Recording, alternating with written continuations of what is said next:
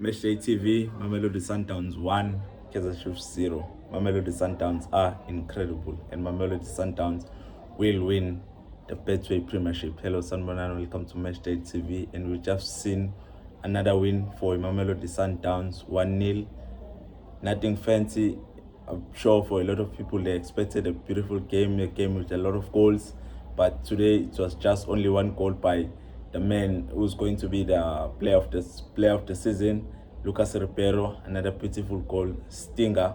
No chance for Bruce Roma to save that. Yeah, Mamelodi Sundowns are winning the league definitely, but we still have Orlando Pirates. They are playing them in 15 days time or 14 days time, so we wait to see if Orlando Pirates will lose the chance of playing them and just keeping up to them, or as they are ahead of them. I believe now it's 18 points ahead of Orlando Pirates.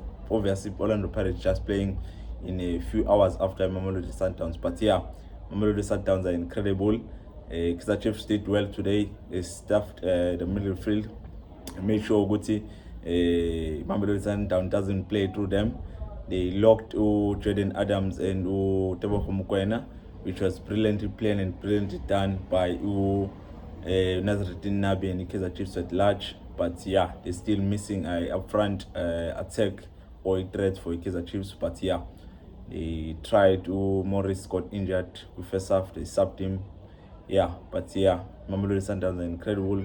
Let's just see now what if Orlando Pirates can keep up to a pace. Mamelodi Sundowns. Obviously 5 games in hand, but yeah,